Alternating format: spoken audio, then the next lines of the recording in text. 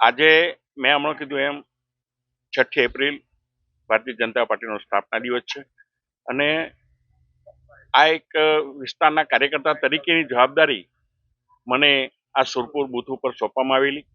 અને એ રીતે હું આજે આ સુરપુર ગામે આવ્યો છું અને અમે બધા કાર્યકર્તાઓ સાથે રહીને દરેક